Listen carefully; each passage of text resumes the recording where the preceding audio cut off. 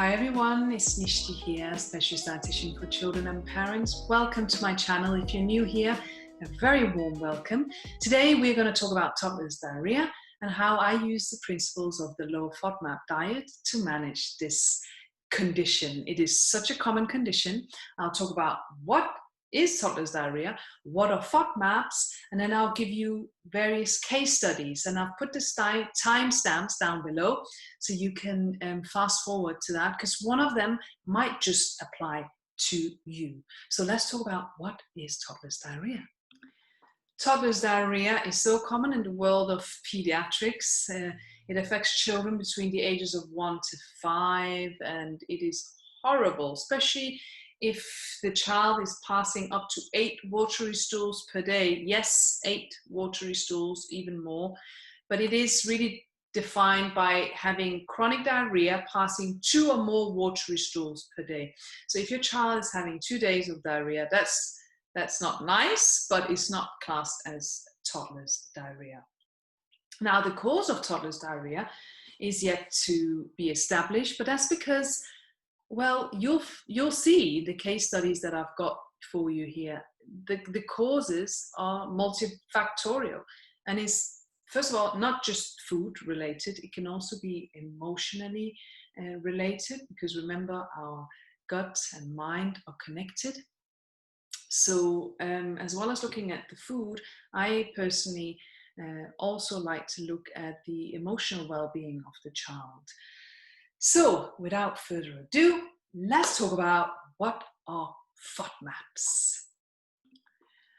FODMAPs, now I've put down the clinical terminology down below, because really that doesn't matter. What matters is these are foods that are found across all the food groups, ranging from your beans and so your legumes, your starchy carbohydrates, your fruits, your vegetables, your dairy. FODMAPs, which are short-chain carbohydrates, are found across all of these, and they can cause problems such as gas, bloating, diarrhea, constipation. And it is the low FODMAP diet is licensed to be used in adults with IBS. Now, I use it in adults with IBS, but I also use it in teenagers, and I use it, but I never go completely low. I've never had anyone where I've had to go completely low FODMAP. We usually look at, this patient is having a lot of this food group, which is very high in FODMAPs. Let's try and eliminate that first. I never have gone completely low FODMAP across all the food groups, because I've not had to. So it's licensed in adults. Now, in children, it is not licensed, but you need to be working with a dietitian if you decide to go low FODMAP. And what I usually do, and you'll see that through the case studies I've presented you with, sorry, I'm just reading what I've got here. So I look at the problem food, and then we eliminate that, and then we put it back into the diet, and we look at what the threshold is. What is their level of tolerance? Everyone's got a level of tolerance. We can't expect we all can tolerate all foods that's been given to us on our planet. I wish that was the case, but there's always going to be some food that's causing an issue. So what we do is I eliminate the food group, look at what the tolerance level is by putting it back into the diet, and then we know what the tolerance level is by working together. This will all make sense when we go through the case studies. So I hope that makes sense what FODMAPs are, and I will be showing you and talking through examples when it comes to the case studies. And I will also link down here below, and actually let me just share my screen. There we go. This is the Monash website, university, who developed the low FODMAP diet. And here it says, it talks about children and FODMAP. So that's quite a useful site if you wanted to look at that. And look at that. Can we class toddlers' diarrhea as IBS? Because diarrhea, urgently associated nappy rash. Do you see what I'm saying? Sometimes I think we complicate things when in fact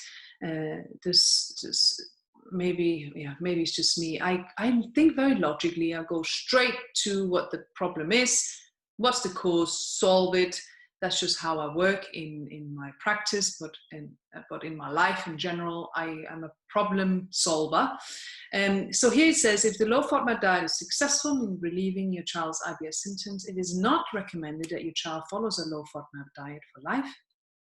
High FODMAP foods should be individually and gradually reintroduced with the aim to pinpoint the specific foods that result in undesirable symptoms. Now, this is when I use my clinical experience. So I look at what is this child having that's really high in FODMAPs. Can we eliminate that first and see what happens rather than going completely low FODMAP, because that's just too difficult. So that's how I work. So let me stop this. And I think now it's time to go through the case studies. And I want to start by the number one cause in my experience of toddler's diarrhea. The number one cause. The number one cause, now the case studies here are plentiful. Because the low FODMAP diet, it says when it comes to dairy to go low lactose. I don't work like that, because the trigger in dairy is usually the protein. The protein, which is intended for a calf, is enormous, and we give it to this little human who has a small body surface area. This enormous protein causes so many issues in children, but also in adults. But let's just talk about children. This enormous protein is really hard to digest. And that's why you have children present with gastro-like symptoms following having dairy, skin-like symptoms having dairy, even breathing problems, asthma-like symptoms, coughing. I mean, the symptoms of not being able to tolerate dairy are plentiful. And I talk a lot about cow's milk protein allergy, which, by the way, doesn't just end at the age of 1. You know, it can persist. So if someone has toddler's diarrhea, the first thing I look at is, what are they having in terms of how much dairy are they having? Did they present with any symptoms of cow's milk protein allergy as an infant? Did they have reflux, vomiting, diarrhea? Did they have a chesty cough? What were the symptoms like? And right now, do they have any other symptoms than just toddler's diarrhea? Are they very bunged up?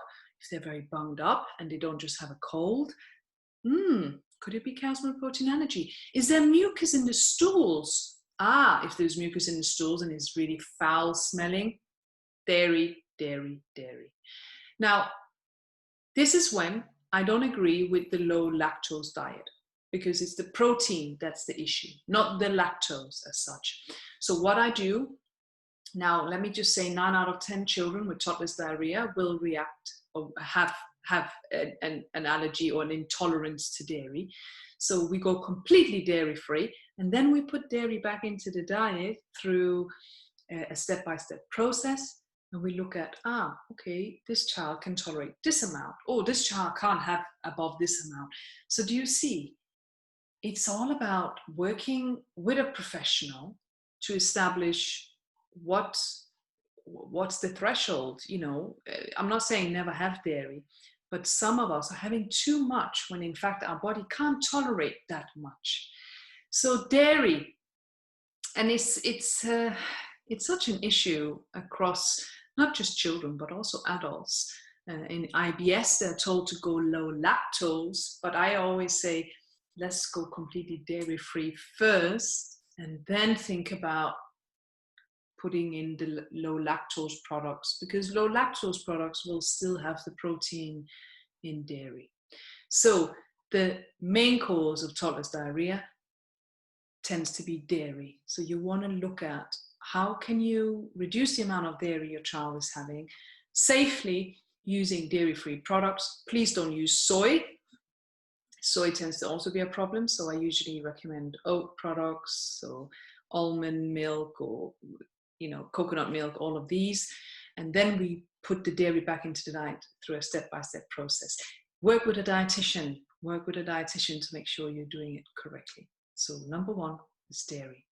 Number two, the number two case study that I have is the child who eats a lot of fruit. Now, this is a huge problem. And you might think, oh, but fruits are healthy.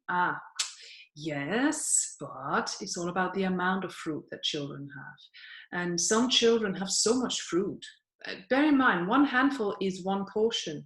And one handful from your child's hand, this is my hand, is my portion. And I've seen children have up to 8 handfuls of fruit a day, which is madness.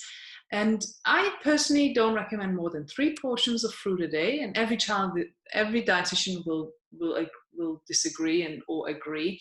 But it's sugar at the end of the day. And the FODMAP that's found in fruit is called fructose.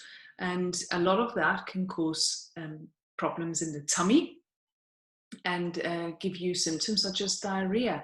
Now, I had one child, never forget, had 8 portions of fruit a day, presented with toddler's diarrhea. So what we did, we reduced the fruit down, and the child was having very high FODMAP fruits, such as pears, apples, and these are quite high in FODMAP. So what we did, let me see if I can find his, no, yeah, he also had dried fruit, which is also high in FODMAPs. So we changed it over to low FODMAP fruits, and we also reduced the frequency down. So these include fruits such as a banana is low in FODMAPs, berries is low in FODMAPs. So we started by doing that, and symptoms resolved. So that's something for you to think about. Is your child having a lot of fruit? If yes, are they very high in FODMAPs? If yes, maybe change it over to low FODMAP fruits, and also perhaps think about the frequency and the amount that your child is having. The vegetarian or the vegan child. Now, I am a big fan of the vegan diet. I'm not vegan myself, but I work with a lot of families who decide to raise their children as vegan. And one thing we often find is that they present with toddler's diarrhea. And this is very common, especially also in the vegetarian community, because beans and legumes, beans and pulses, very high in FODMAPs. So, for example, baked beans, it's very high in FODMAPs. So that can be a problem, isn't it? Because it's a good source of protein, especially in the vegan and vegetarian diet. But if you can't tolerate these high FODMAP foods, it can give you gas, bloating, diarrhea. So what I have recommended patients in the past is to change over to low FODMAP protein sources.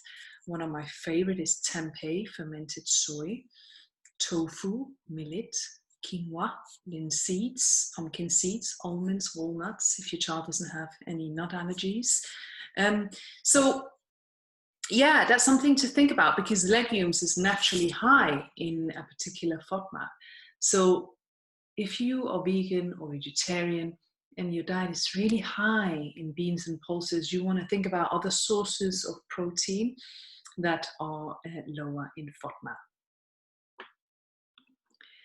Now, wheat is also high in FODMAP, and I think in today's world we eat so much wheat.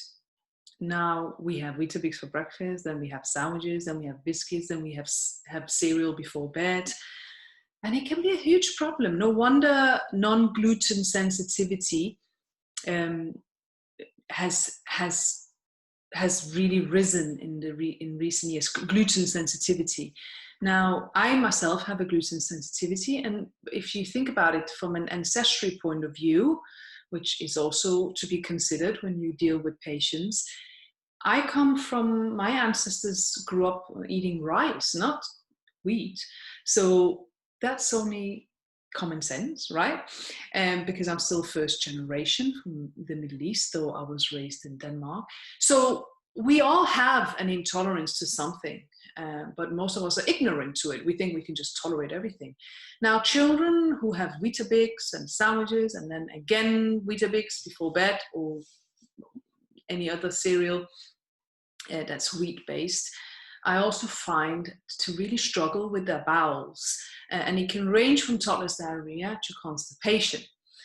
So what we do is, if I find that a child is having way too much wheat, because again, we need a balance.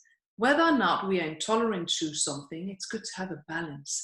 So I recommend that we go completely wheat-free first by using rice-based starchy carbohydrates, such as rice and potatoes, and then we look at reduce it. So first of all, go completely wheat-free, and then we put the wheat back into the diet mindfully to see. And it's not because they have an allergy, it's just because they are probably gone beyond their threshold to how much they can digest per day. Now, the common thing I see is that children have a lot of wheat, even up to 3-4 meals per day are wheat-based. And what we do is we find a medium, and that usually solves the problem.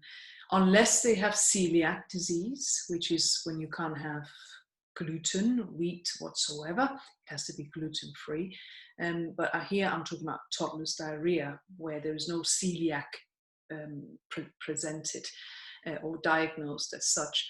So that is something to consider, even for you if you're an adult. Are you having too much wheat? We just overdo it on one particular food group, and our body needs balance, and it's hard. It can be really hard, and that's why working with a dietitian, it can really be useful to help you establish that balance. So wheat is, again, really high in FODMAPs, and you want to make sure you are balancing out your child's meals with some rice-based products. Potatoes, again, is wheat-free. So rice, millet, maize, oats as well is completely low in FODMAPs. So that's the other one that I tend to see. Not so common as dairy and the fruit, but it's still there.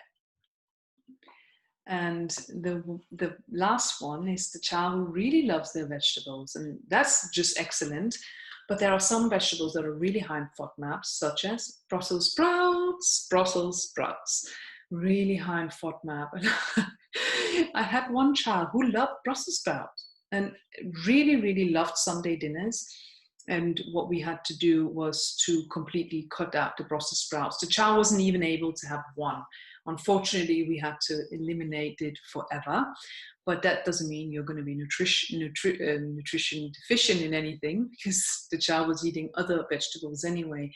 But again, some vegetables are high in FODMAP: mushrooms, leeks, asparagus. And you want to look at, okay, well, what am I having? Again, can you see FODMAPs apply to every food group, and even vegetables. And then you want to include some low FODMAP vegetables, which include peppers, so capsicum, carrots, eggplant, kale, tomato, spinach, zucchini. So lots of options out there.